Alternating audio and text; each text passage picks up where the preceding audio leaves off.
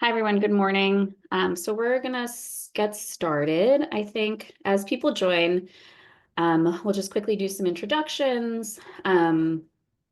So first, thank you everyone for joining us today.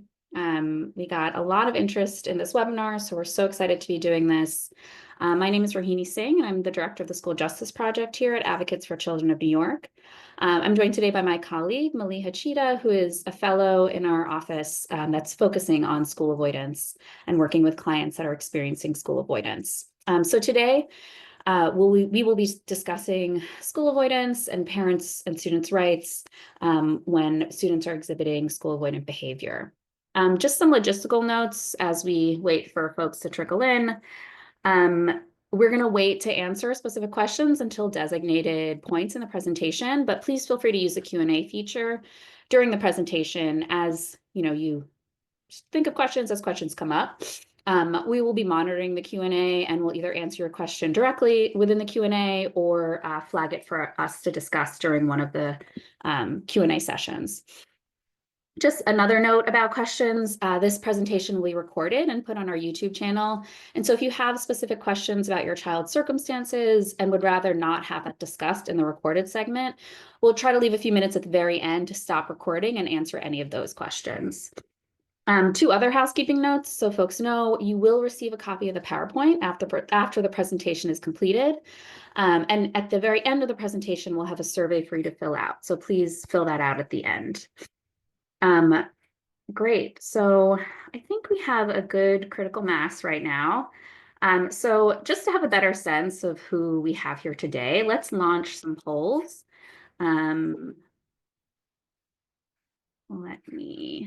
So that we can, one second. Hold on one second, sorry. Just so that we have some information on who is here today and where you all are coming from. So the first poll is just how you identify as a parent, student, teacher, service provider, advocate. I'll wait till I get. So we have a good group, parents, some teachers, some advocates. Thank you all for joining us. Some service providers. Great, we have a lot of parents here today. We're happy to see that, and we hope this information is helpful.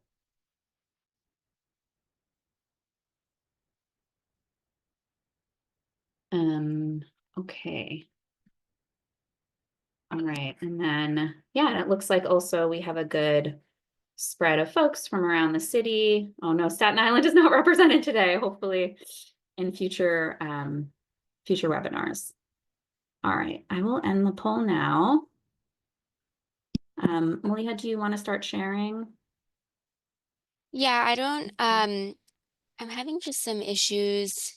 Okay, I'm happy to with, share my, all right, let me just share my screen so that we can get started. One second. There we go. Thank you so much. Yeah, of course.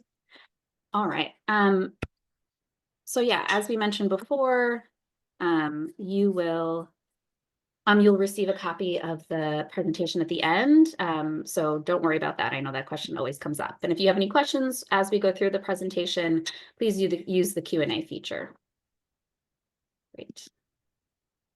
Right, and I think I entered the polls. Is that right, Maliha? Do you still see them? No, yeah, I think you're Okay, good. great. So today, what we'll be covering is we'll give you a short introduction about Advocates for Children, who we are and what we do. We'll talk a little bit about what is school avoidance. We'll talk about the rights of students with school avoidance. And we'll talk about some tips and strategies in advocating for students that have school avoidant behavior. Just a note, and we'll say this at different at different points in the presentation. We are not clinicians, we are lawyers, we're attorneys, and so a lot of the information we're giving you is information we've gathered from our work, from clinicians that we worked with, but specific clinical questions or clinical information we won't be able to provide. Instead, we're going to be focusing mostly on, what your rights are as a parent or as a student with school avoidance, and then some advocacy strategies. So we'll give an overview of school avoidance, but again, we're not clinicians, and so won't be able to talk more specifically about treatments and things like that. So what is Advocates for Children? So AFC is an independent agency that protects the education rights of all New York City students. We were founded over 50 years ago by parents of students with disabilities, and our mission is to ensure that all students have access to a high quality education. We have a number of different services. We have a citywide education helpline. The number is there on the screen. It's open Monday through Thursday, 10 a.m. to 4 p.m. We have a number of guides and resources, many of which we've linked to in this PowerPoint. So when you receive the PowerPoint, you'll be able to click on those links and get access to our guides and resources. They're also just all available on our website. We do workshops and trainings and webinars like this one today to try to educate parents and students on their rights in the education process. And then the bulk of our services is we provide free legal services to low-income families. And the way to access our services is through calling our helpline and doing an intake with one of our helpline staff members. Great, so I will turn it over to Maliha. Perfect. Thank you so much, Rohini. And also, I did fix the issue with I think, the Zoom. So if you need me to switch to screen sharing at any point, just let me know.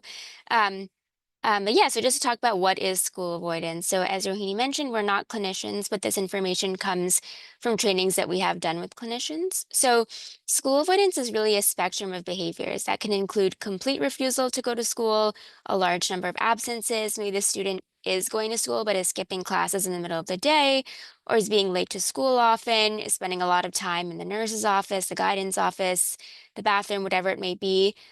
Parents of students with school avoidance often see really big challenges with getting their child to go to school in the morning. So we do want to highlight that it's really a spectrum of behaviors. And school avoidance is often linked to mental health challenges. So we have some examples on the slide: anxiety, depression, social phobia, shame, and low self-esteem around academic challenges. In addition to these ones, school avoidance can also be linked to conduct challenges and oppositional defiance disorder, ODD. And we do especially want to note the connection between school avoidance and academic challenges. We often see school avoidance among students who have other disabilities that are impacting their progress in school, such as learning disabilities, speech or language disorders, etc. And when students feel inadequate or experience low self-esteem about their academic abilities, they can often develop anxiety around school and the school avoidant behaviors that we just mentioned. And as students spend more time away from school, their academic progress really becomes even worse, and that just creates a vicious cycle. So we do want to highlight that connection between academic challenges and school avoidance. Great. So the impact on learning. On the last slide, we talked about how low self-esteem due to academic challenges can cause a student to develop or experience increased school avoidance.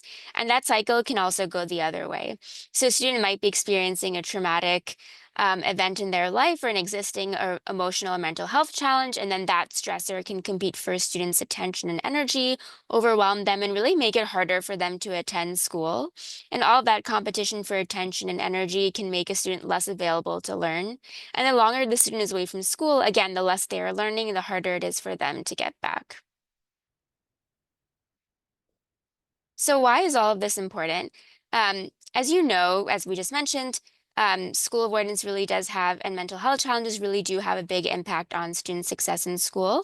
It's correlated with an increase in grades, attendance, self-esteem, overall child health, and a decrease in absenteeism and emergency room use for mental health services. And as you may have been following in the news, there is a youth mental health crisis occurring across the US, and it especially worsened during the pandemic. And chronic absenteeism is not a perfect measure of school avoidance, but it does help show the scope of the problem. And in New York City, almost 35% of students in public schools were chronically absent in the 2023 to 24 school year, which is really a staggering number. So it's a problem that's really important to address. Okay, so what are some signs of school avoidance? Again, school avoidance is a really individualized phenomenon or problem, so it might show up for different students in different ways.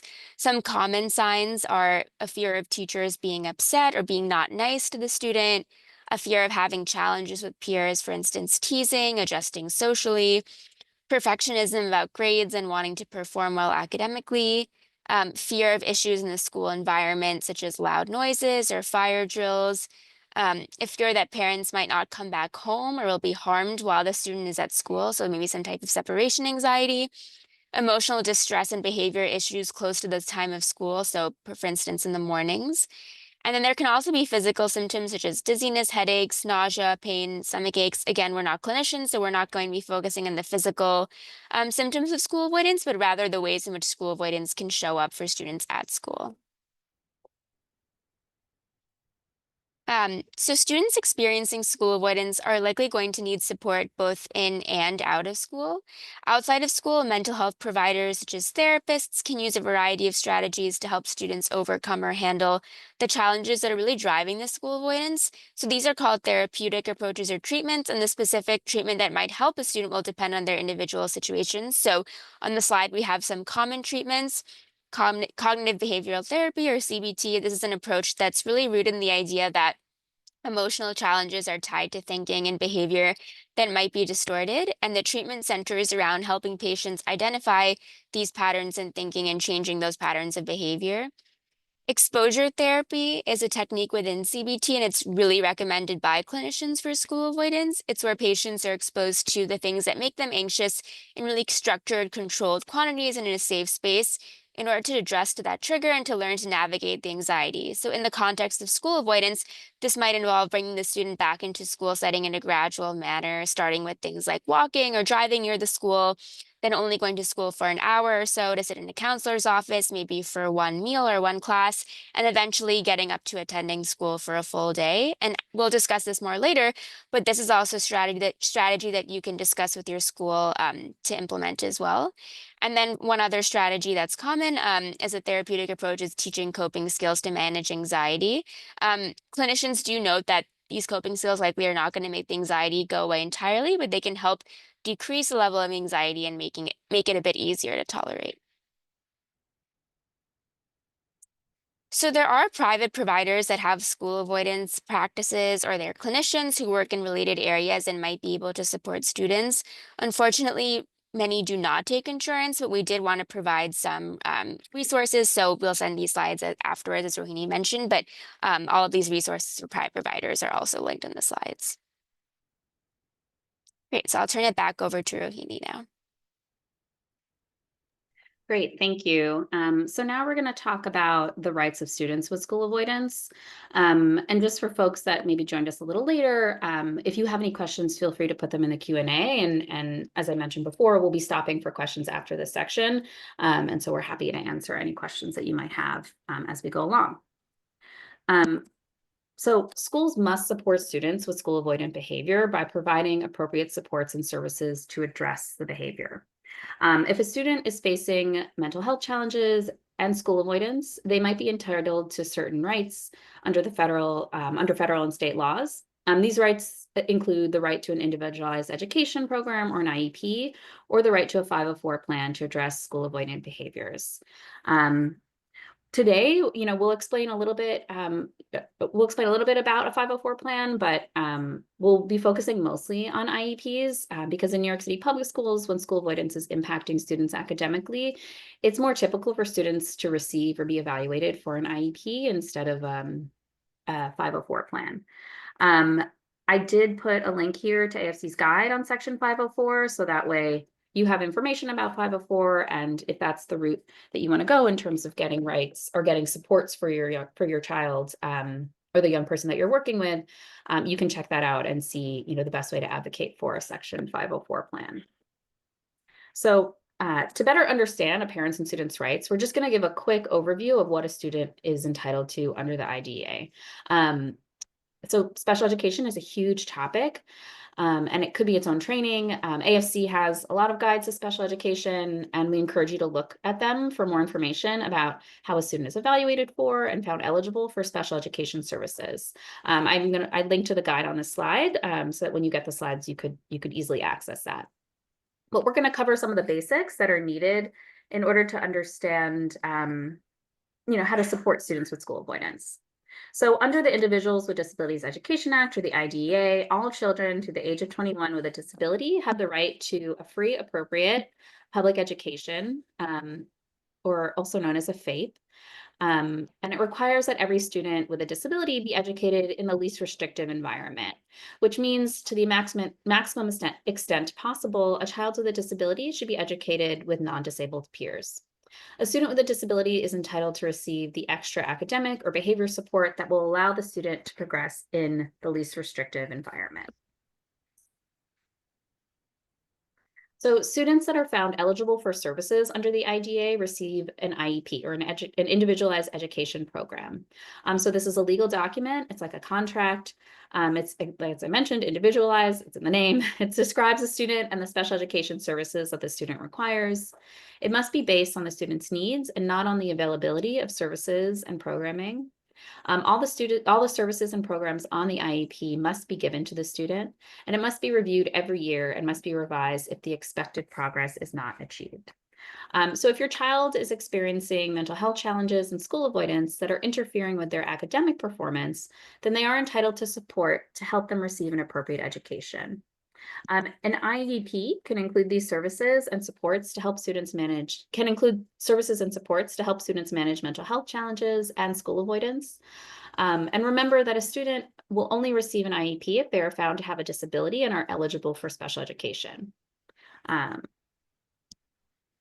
This slide goes over all of the different classifications that could be listed on a student's individualized education program. So classifications, just to make this clear, are not diagnoses. They're more like a category of disability. So a diagnosis is a medical condition, and a diagnosis is the basis for prescribing medicines and behavioral approaches, or for recommending specific kinds of therapy for a child and family. So only a medical doctor or a certified mental health specialist can accurately make a diagnosis. But when a child is classified with a disability to get special education services, he has to meet the criteria established by law for being classified with a disability. So these are the 13 different disability classifications. In New York State, a student can only be classified with one disability on their IEP. That's different in different states. So your child's IEP will state what their disability is. The classification of emotional disability can include mental health challenges such as anxiety and depression that occur over a long period of time and that adversely impacts a student's educational performance. Therefore, students with significant mental health challenges like school avoidance, their IEPs might list their disability as an emotional disability. However, we want to make sure to note that we frequently see school avoidance in students who have other types of disability classifications, such as intellectual disabilities, autism. Students who are experiencing school avoidance have a right to services to help them return to school. So they have a right to behavior supports, mental health supports, so to get them to return to school, regardless of what their disability classification is listed on their IEP. As we mentioned before, when we talked about IEPs, again, it should be individualized and driven by a student's needs, not merely their disability classification. So in the next section later on in this presentation, we'll discuss what these services might look like. So the bottom line is that students with school avoidance have a right to services to help them return to school. These services can be included in an IEP if the student is found eligible for special education, or these services can be included in a 504 plan if the student is not found eligible for special education services. I will turn it over to Maliha to talk a little bit more about students and parents' rights. Perfect. Thank you. So we do want to address school avoidance and pushed out for a little bit. So students with school avoidance are not necessarily pushed out of school in maybe the traditional way that you might have heard of. They're not necessarily pushed out through deliberate action by the school, for instance, disenrolling a student. Rather, we often see gradual increasing drops in attendance among students, and schools often will fail to take measures in response to that, and that allows a student to become more and more removed from school. So, in other words, we often see school avoidance students essentially being pushed out due to inaction by schools. And we frequently see this type of inaction by schools towards older students. So, in New York City, students are required to attend school until the end of the school year when they turn 17 years old. And since students who are older than that are no longer required to be in school, we see that schools don't always take proactive steps to help these older students return. And remember that you have a right to services to help your student return to school. Your child has the right to stay in school until the June after their 21st birthday or until they get a high school diploma, whatever comes first. This is called aging out. And if your student has an IEP, they won't age out until they turn 22 years old. So the next slide really just highlights visually what I was describing, but your student does have a right to stay in school until they're 21 or 22 if they have an IEP. So they really are entitled to those services to help them overcome their school avoidance and return to school. Great. So to address a little bit about the legal consequences of missing school, we know folks had questions about the interaction of ACS with this phenomenon. If a student who is 17 and under, is absent for 10 or more consecutive school days, the school can act as a mandated reporter and file for educational neglect with the Administration for Children's Services, or ACS. However, we do want to emphasize that schools are not required to call ACS, and we want to share this information for your knowledge, not to scare you. This should not deter you from trying to ask your school for help with your child's school avoidance. And if parents communicate with their school, the school really should not be calling ACS. The more communication you engage in, the less likely schools are to call. And in fact, New York City Public Schools released updated guidance for schools on reporting educational neglect just this month. And that guidance states that a report of suspected educational neglect should only be called in to ACS if the child has been impaired or is at imminent risk of impairment due to absenteeism. School personnel should first work with the student, family, and community agencies to identify needs and resources available to meet those needs. So as it relates to excessive absences, a call to ACS is an option of last resort. So that is really strong language from that guidance. And the guidance also lists all the conditions that must be present before a school can call ACS for educational neglect, and it defines and addresses school avoidance specifically. So some relevant language on school avoidance from the updated guidance includes be mindful that the parent may not know how to help their child overcome school avoidant behaviors. When students experience school avoidance, it typically takes time to alleviate, and students may need to learn skills to assist them to manage their anxiety. And children who suffer from school avoidance should seek clinical support to overcome this barrier. There are many reasons why a student may refuse to attend school, and schools can help discern those reasons and help connect students to care where needed. The school may assist with referrals to support the student through a family or community health provider or seek assistance via the support line. So this updated guidance really envisions a role for schools in helping students overcome school avoidance rather than just calling ACS.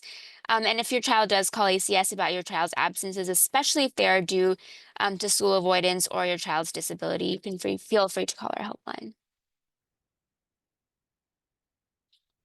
One other common misconception that we do want to address is school avoidance being mischaracterized as truancy. So, school avoidance can often be mistaken for truancy. Schools might be mischaracterizing absences from school as truancy, and even if a student is going to school, they may miss classes during the day or appear disengaged during class, and schools might also characterize those behaviors as truancy when the student really might actually be experiencing school avoidance. Remember that if a student is experiencing significant emotional distress about going to school, and that can come up in the form of anxiety, depression, physical symptoms, temper tantrums, failing to attend classes that are more challenging, etc., they might be experiencing school avoidance, and then they would be entitled to services to help them engage in school. So, for any advocates on the call that are working with families, you should support the family in distinguishing school avoidance from truancy. That might involve providing a diagnosis that clinically explains the reasons for the behavior. And advocates working with the family should also demonstrate that the family is participating in clinical interventions if they're doing so, and that can help with any threats of ACS calls for school neglect as well. Great. So we'll take some time now just to take it if there are any questions. I don't see any in the chat. Yeah, I know a few people put questions in the Q&A and I tried to answer them. Again, feel free to type in any questions. We'll just pause for another minute and then we will continue on.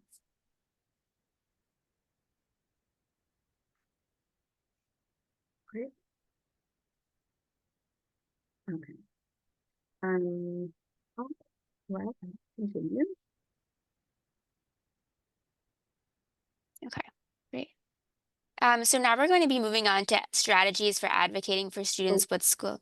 Oh, oh, sorry. There is one question in the chat. What's the difference between chronic absenteeism and truancy? I know you just covered that, but if do you want to just quickly, I can go. yeah. So chronic absenteeism is not a perfect measure for school avoidance, but chronic absenteeism just refers to any amount of time when a student is missing um, a certain percentage of the school year, a certain number of school days. It's usually around 18, or 18 is how it's defined. But that can be occurring for a variety of reasons. So one reason can be because of school avoidance, but that could be for various other reasons. Maybe there's a really severe health condition, the student is not able to go to school, whatever the case might be. So chronic absenteeism will include school avoidance, but there are other reasons for why students might be chronically absent.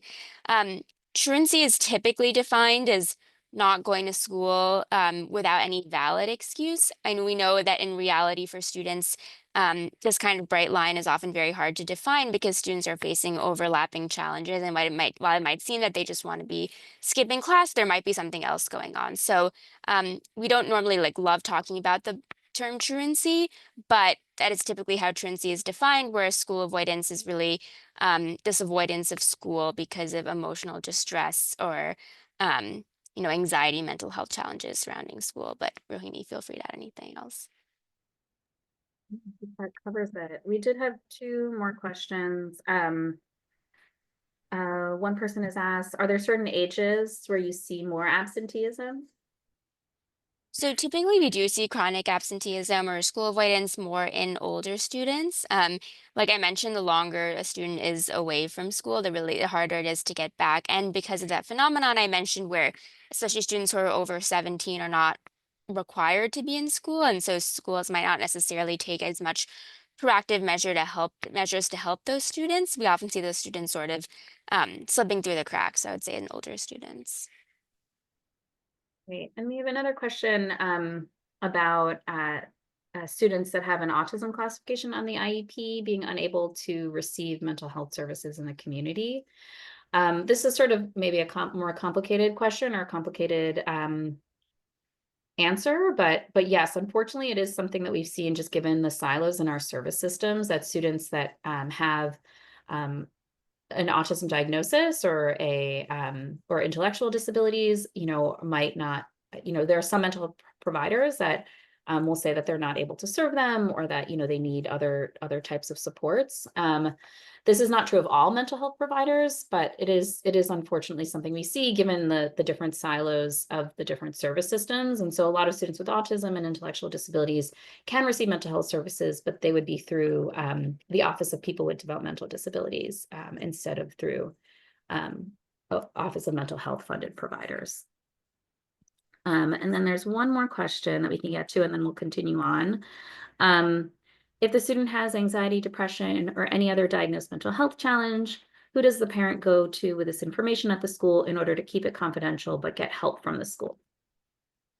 Yeah, so I think the school psychologist would be a good person to go to in that situation.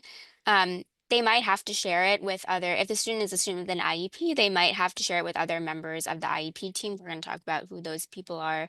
Um, but they might have to do that in order to make sure the student is get access to services they need. But I would say is a good first step, like a school psychologist or a school social worker, if that is someone who the student has a better relationship with. Yeah, I think that's right. And then we had one more question in the chat. If this child continues to avoid school after intensive treatment, is the school responsible for paying for a residential therapeutic school? Do you want So me I to feel like take? that would be Rohini after I feel free to jump in after, but I would say that that would be a situation where if the school-based strategies that we are going to address like are still not working, then there might be a situation where the public school system is not able to meet the student needs. And if that is the case, then you have the right to file a due process complaint against the Department of Education to place your student as a residential therapeutic school or whatever the school setting is that might be what is going to be able to meet your child needs. And if you were to win that case, then yes, they would be required to pay for that. But Rohini, feel free to add anything. Yeah, I think that's right. If the student's school avoidance, if the student is eligible for special education services, again, they're entitled to that appropriate education, and the school avoidance is preventing them from accessing that, and the supports that the district is offering are not allowing them to access that, or are not appropriate, then yes, you might be entitled to to file for a placement in a residential therapeutic school. Again, it's a very individualized determination. So it's hard to, can't just sort of blanket say yes, but yes, that is potentially a possibility depending on the individual circumstances. Great, so let's continue on, and then we'll stop again for more questions at the end, and I'll try to answer any questions in the Q&A as we go along as well. So, thank you. And then just one thing I wanted to clarify in case I wasn't clear earlier. So chronic absenteeism is missing 10% of the school year or more. So that is 18 school days or more. So just in case that wasn't clear earlier. Um, okay, so now we're going to be moving on to strategies for advocating for students with school avoidance. We're going to be starting with strategies they can be used for all students, so students with or without IEPs, and then we're then going to discuss how to advocate for support specifically for students with IEPs. So general strategies for school avoidance, these strategies that are on the slide, again, like I said, can be used for all students, not just students with IEPs. One strategy that clinicians recommend is to develop a plan for the student to gradually re-engage with school. I mentioned this a little bit earlier, but that might involve, for example, starting off by just having one meal at school, then just going to one class that's better for the student, for instance, art or gym if they're more interested in that, going for a smaller number of hours, etc. As we discussed earlier in this presentation, that can be a form of exposure therapy. Another strategy might be incorporating motivating factors into the school day. So if there's certain things that motivate your child, ask if they can be incorporated into their schedule. So for instance, if your child loves music, ask if music can be incorporated into their lessons, their academic programming, or whether they can have a music class in their schedule or some time in the music room.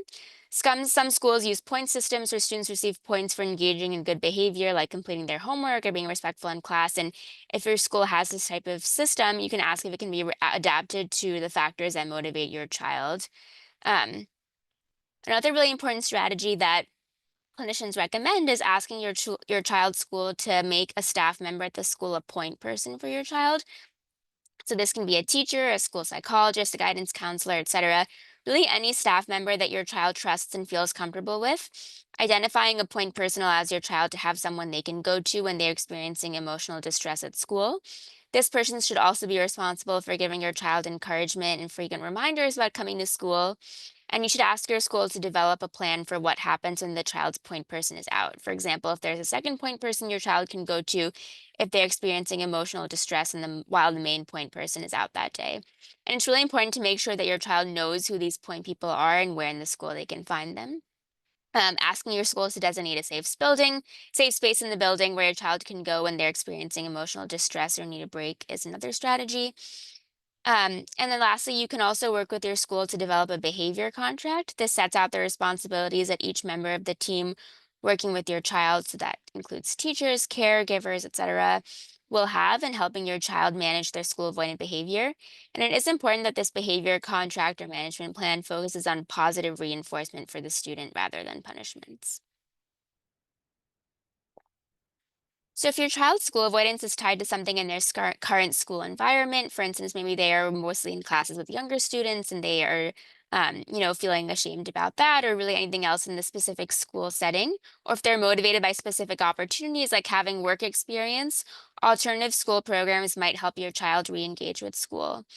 So transfer schools, these are academic high schools designed to re-engage students who have dropped out or are overage and undercredited. These schools tend to be small with smaller class sizes, advisors, and individualized attention. Most are connected to a social services agency and offer counseling and job training. And we've linked on the slide to the Department of Education's Transfer Schools Guide, so you can look at that when you get these slides as well. So workplace learning programs. New York City offers a variety of free, often school-connected programs aimed at preparing young people for the workforce. And these initiatives are really designed to give students the tools and opportunities they need to succeed in their careers.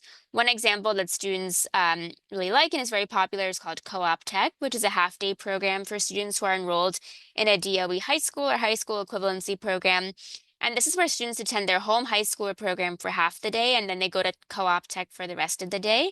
They participate in programs in various industries like trades, healthcare, service industries, and these courses are geared towards passing state licensing exams, and paid internships are available. So this can be really helpful and a good option for students who have anxiety or trouble with standardized tests. They can use these hours to get a credential that might replace one of their Regents exams. And having a half day where they engaged in hands-on practical learning can really be motivating for students who might feel overwhelmed in an academic setting, especially with a high school workload. Lastly, we want to talk about home instruction. So we're going to go to the next slide actually for an explanation of what this is. So home instruction is interim instruction provided to students who require long-term absence due to medical or psychiatric reasons. So it's often also called medically necessary instruction. It's meant for students who cannot attend school for 4 weeks or more due to medical or psychiatric challenges. We had some folks who had questions about this as well. We want to know that it requires a doctor, typically a psychiatrist, if the home instruction is for psychiatric reasons, to complete the forms. It can only be for 6 months, and it does not require revising or changing the student's IEPs. So some benefits of home instruction: it can help prevent further academic regression while the student is at school. It can be remote, so it could be a good option for students that might feel overwhelmed by the workload of high school. However, we do want to know that there are some drawbacks to home instruction.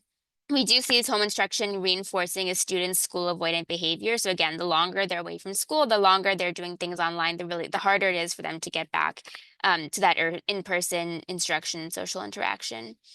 Also, home instruction, like I mentioned, requires a referral from a psychiatrist, and wait lists for psychiatrists can be very long.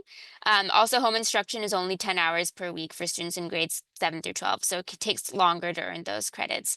And we do want to stress that if a student is going on home instruction, it should only be for as a temporary measure. So as we mentioned earlier in the training, students with school avoidance are likely going to need support both inside and outside of school. These are examples of strategies outside of school that might help your child in managing their school avoidance.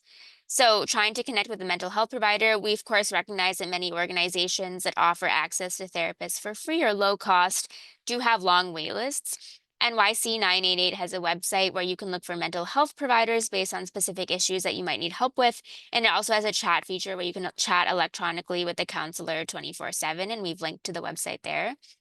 Another possible option is looking for mentorship or other programs that might be a good fit for the student based on what motivates them. For instance, after school programs and sports, if the student is very motivated by sports, it might be a good step at least to help them get out of the house in the first instance. Okay. So the strategies we have discussed so far can be tried for any student, whether or not they have an IEP. We're now going to transition to talking about how to get supports through the IEP process. If a student is really struggling and their school avoidance is really impacting their ability to engage with academics, then it might be worth getting an independent assessment authorization or an IAA. An IAA is a voucher that the DOE will give you if they agree to pay for an evaluation and assessment done by an independent provider outside the school. So one type of evaluation that might be helpful in this circumstance is a neuropsychological evaluation. It involves a series of tests that evaluate various aspects of a student's cognitive skills, such as attention, memory, language, executive functioning, and also evaluates a student's academic abilities and touches on socio-emotional challenges that a student might be experiencing. And that includes challenges adapting to their community or school environments. Um, so you can ask for an IAA to get a neuropsychological evaluation done by an outside clinician. Another type of evaluation you can ask for is a functional behavior assessment or FBA. We're going to talk about that more on a later slide. And unlike the DOE's evaluations, an independent evaluation will make recommendations for the type of supports and accommodations your child needs to learn in school. So these evaluations can help identify the cause of a student's school avoidance and can make recommendations for the things that your child's school should be doing to help them manage their school avoidance. So for example, if a student's school avoidance is tied to shame about their academic skills, an evaluation might recommend a smaller or a different type of classroom or school setting. So here's just an example of how to request an IAA. You can do it really simply. You can write an email. Just it doesn't have to be very detailed. Of course, more examples you can provide, might help make your case stronger. But just wanted to include this for reference. And I'm going to turn it back to Rohini for the next couple of slides. So after you've, gotten evaluations, identified, either through an IEA or, if you've got an evaluation from an outside provider and have identified sort of the source of the school avoidance, the next step is to ask for an IEP meeting. And again, this section is about tips and strategies for school avoidance students, advocating on the IEP. And so if your child receives an IEP, again, there will be an initial meeting to create an IEP and later meetings to review and revise IEPs. And all meetings must be conducted by an IEP team. So as a parent, you're a legally required member of the IEP team. You must have the opportunity to participate equally in decision-making with the other team members. Other required team members include a special education teacher or provider. This member must be your child's actual teacher or service provider if your child already receives special education services. A general education teacher if your child is or may be participating in a general education class. Your child, when appropriate, especially for school avoidance students who are older, it might be a good idea to include the young person in the IEP meeting because they might be able to actually identify and help the team and, a parent understand, the underlying reasons for the school avoidant behavior. The school psychologist or a member who can explain the meaning of the evaluations to the team. The team must include a school psychologist if a new psychological evaluation has been done, or if it will be recommending a more restrictive environment, like a different school setting or a different school placement. And then a district representative who is qualified to supervise special education, knows their standard grade level curriculum, and is familiar with the education resources available in the district.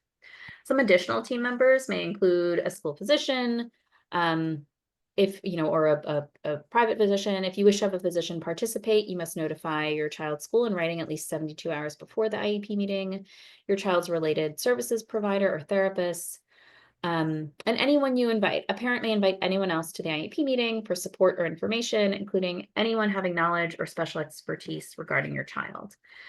This includes an outside therapist, a tutor, the person who conducted the independent evaluation, or other specialists. These additional team members may participate in the IEP meeting either in person or by phone.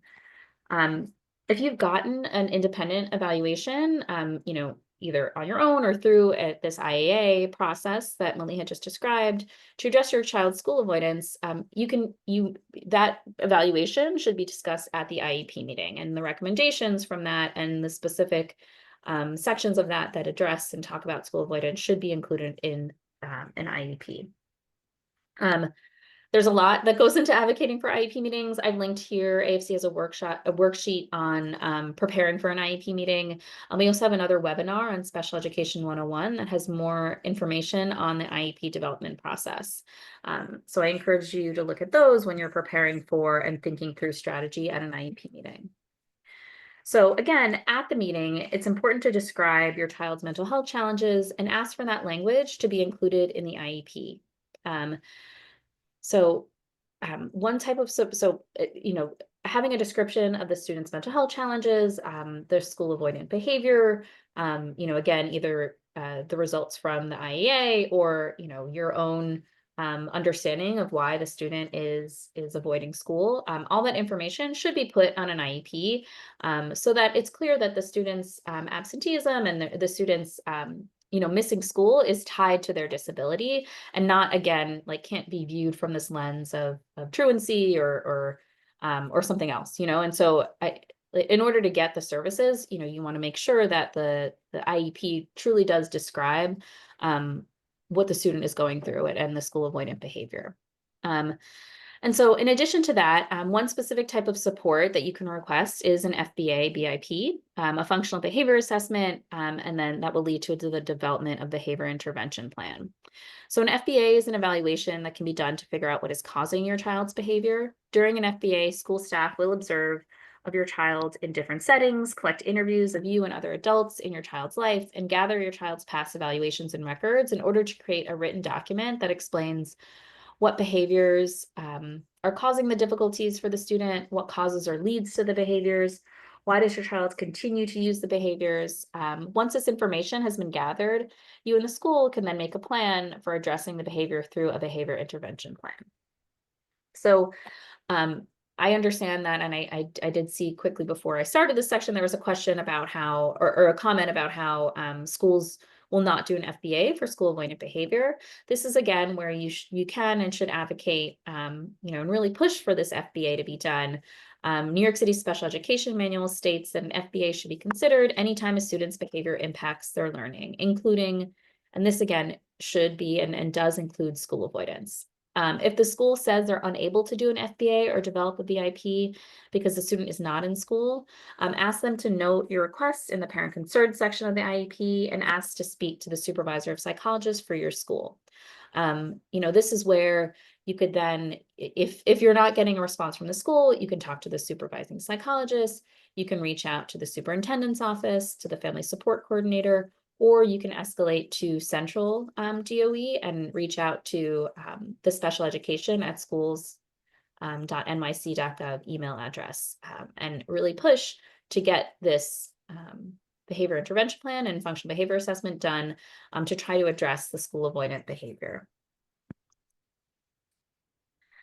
So once an FBA is done, the team must use the FBA to create a behavior intervention plan that will prevent and address the behavior and promote positive behavior.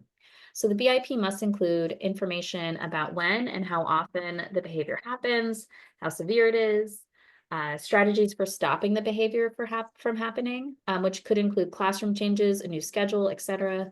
For school avoidance students, this can include strategies of exposure therapy or other therapies or strategies that can help the student return or re-engage with school. For instance, the type of gradual transition plan that Millie had discussed earlier, where a student might start by coming back to the school for 1 hour per day, might be one such strategy. A safety plan can also be included in the BIP. This is a safety plan for how to manage the behavior when it does happen, such as calming the student down, removing the student from the classroom, having the child speak with a trusted adult. The BIP should also include specific school staff who your child trusts, who will be designated to work to support your child and will be available to safely work with your child when the behavior occurs. And then importantly, there should be a schedule to mark progress and set future meetings so that you can remain up to date on how well the BIP is working and make changes if you feel that they are needed. It's important to assess and to ask whether all school staff who interact with a student are fully implementing this behavior intervention plan or are fully aware of the student's needs. If not, the school should provide coaching and implementation support. And if with proper implementation, the student is still not progressing under the BIP, if the school avoidant behavior is not lessening, then it may need to be changed. And Millie had just mentioned this earlier when we talked about independent assessment authorizations, but if you do not want a DOE employee to do the FBA evaluation, you can seek a private or an independent assessment. That could be either through the DOE's independent assessment authorization process, although it is typically harder to get an FBA through that IAA process, or you can pay for an independent assessment on your own, and Medicaid may cover the costs. One way to have the Department of Education pay for an independent assessment authorization for an FBA is if they've already done an FBA and you disagree with the findings. Again, you can ask for them to pay for an independent evaluator to do a new FBA. And this would be similar to that IAA process that Maliha mentioned. To do this, you'd send a letter or email to the IEP team or to the Committee on Special Education requesting the IAA voucher to get an independent FBA. We have a tip sheet on supports for students with behavior needs that I think is linked to in the previous slide. Yes. So, feel free to look at that, and it has more specifics too about how to request independent FBAs and BIPs. So in addition to an FBA or BIP, there are some additional supports you can ask for at the IEP meeting to help address your child's school avoidance. These include strategies for school avoidance, asking the school or the IEP team to include strategies for school avoidance in the management needs sections of the IEP. So this could include adjustments to a school schedule, access to quiet spaces and breaks. It can also include asking the IEP team to include training for school staff on therapeutic approaches for students that experience school avoidance. And this would go into the section for supports for school personnel on behalf of the student. This section is typically included under, like, it's in the section where they put the class size and the related services. There's a section there about specific supports for school personnel on behalf of students, and there you can put specific training for school staff. And that could be training for school staff on exposure therapy or other therapeutic approaches or strategies that you and the IEP team decide are needed to help your child manage their school avoidance. We also, again, have a behavior support tip sheet that might be helpful as you try to think through different advocacy strategies for a student that is school avoidant.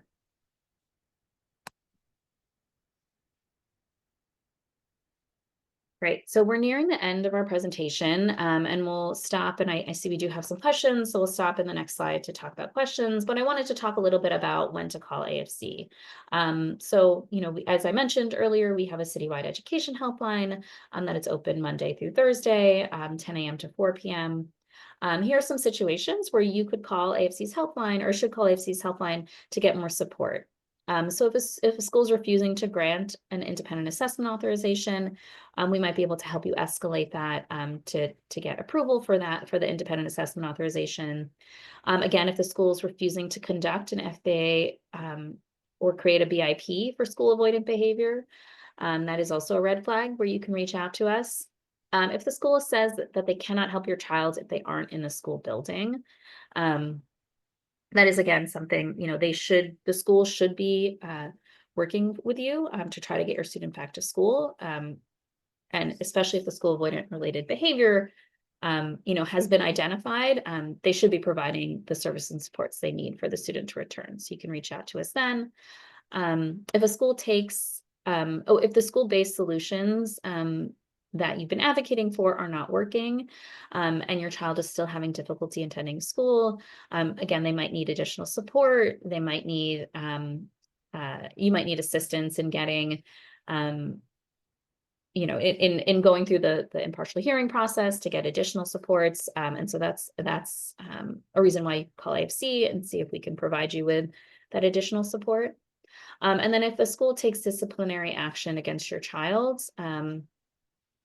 then then you can call AFC and we can try to support you through that. If your child is disenrolled from school, removed from class, suspended from school, or otherwise disciplined because of their school avoidant behavior, that's a big area of concern and something that we can support you with. Great. So we have about 5 minutes left, and so I can pause and we can answer some of the questions that are coming in through the Q&A. Let me see. I guess, Malia, would you want me to read them out? Yeah, Okay. that works. Sure. Okay, so one question came in. We just had our annual IEP meeting this month for 16-year-olds. Can we request the FBA, et cetera, outside of that meeting? Any considerations we should know about? I would maybe defer to you this question, Sure. Rohini, whether to Yeah. request outside So meeting. yes, even though the IEP meeting was just conducted and the IEP is, I'm assuming, now finalized, you can request new evaluations at any time, and it will reopen the IEP process. But the FBA is like any special education evaluation, where if they haven't done one within a year, or if, again, your child's needs have changed and they need this FBA, then you can request it at any time. And then it would follow the standard timeline for special education evaluations in terms of when it needs to be completed, and then when a new IEP meeting needs to be held to incorporate the results. So that would be 60 school days. And so you should request, you can request the FBA in writing now, and you know, they should be sending you consent forms, and then starting the process to conduct the FBA. You might get some pushback since the IEP meeting was just held, and the IEP being presumably was finalized, but I would just remain persistent, because you have a right to request the evaluations, the reevaluation, or, you know, or a new IEP meeting really at any time. So let me see. What happens when the school avoidance is related to actual safety issues such as physical bullying or consistent misgendering? Yeah, so in this situation, I mean, the school should still be taking actions to address that school avoidance. If the, safety issue is such that your child really doesn't feel comfortable in that school setting and you are interested in a safety transfer, that is something that you can, ask for as well. But with this, whether regardless of the cause of the school avoidance, this school should be taking actions to, support your child in that endeavor. And, Rohini, feel free to add anything else. Yeah, I think that's right. So if there are actual safety issues, such as physical bullying or consistent misgendering, there are rights through the Respect for All Students Act, and ensuring that you know, that, like, the first step is to report the bullying, and we do have information both on our website and on our webinars on bullying. And so, like sort of, the tips that we mentioned today should be used in conjunction with some of those to ensure that a student, both the bullying is being addressed, and then the school avoidant behavior is also being addressed. So yeah, and then there are, again, transfer options, which we go over a little bit more in the bullying presentation versus this presentation. If it truly is a situation where it's just the school environment, and the student is not feeling safe, and the parent would like them to transfer, they can pursue those options. We have another question here. Should there also be specific IEP goals regarding school avoidance? Yeah, so I think this is a really good idea. For instance, counseling goals, if the student is receiving counseling as a related service, those goals can be focused on targeting school avoidance, and that might be a place where you can advocate for help, the counselor helping the student with the exposure therapy. And then even aside beyond goals, and for instance, in management needs, if the student, for instance, would be really helped by getting reminders from the counselor in the morning, that is sometimes a strategy that schools creatively will try to pursue. So I think counseling is definitely an area where you can have specific IEP goals regarding school avoidance. And if they're not receiving counseling, but are experiencing school avoidance, that might be a related service to advocate for in the IEP, because they might be needing that mental health support.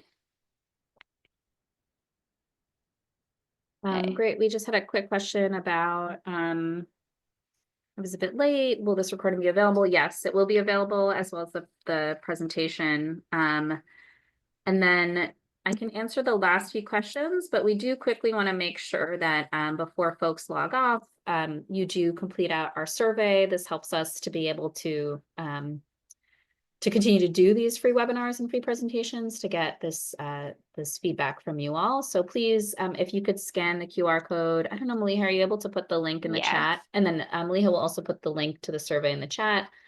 If you need help, again, ask. We're open. Call our helpline. And you can also email us at info@advocatesforchildren.org.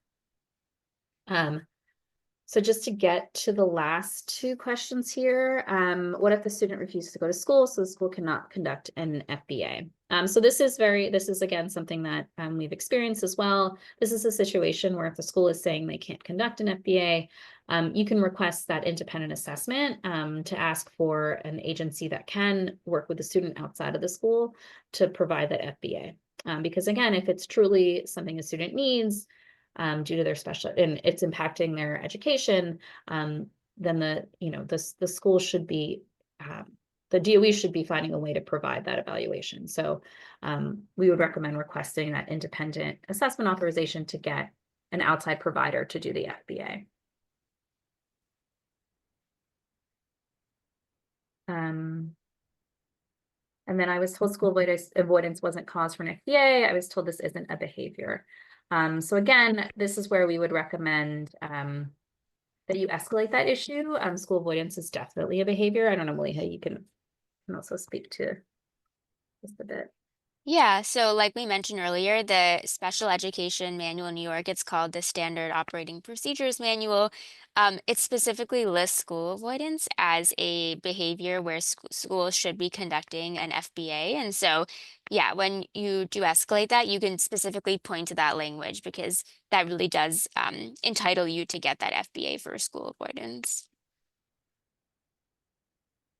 Great. Well, thank you, everyone. I think we had one more question that we can answer, but I don't want to keep folks past 10. Feel free to reach out to us. Please fill out our survey. We hope this information was helpful, and we will see you at our next webinar. And then I think our last question was actually in the chat, and it said, is the IEA specific to New York City? If not, what regulation establishes the right to an IAA versus an IE? So the IAA process that we described is specific to New York City. Yeah, like just sort of that mechanism of being able to request that independent assessment authorization is in New York City and is part of New York City regs. The IEE process is, again, something that, any parent can sue for payment for an independent education evaluation through the impartial hearing requests. Our work is primarily in New York City, so I'm actually not aware or not familiar with the process in other districts outside of New York City, and if other districts have the mechanism to get sort of that IEA voucher the way that you can in New York City. I don't know, Maliha, if you know anything about that. I'm not either familiar, yeah. Okay. Great. Well, thank you all. We hope this was helpful, and yeah, we'll see you soon. Thank you all. Bye. Bye.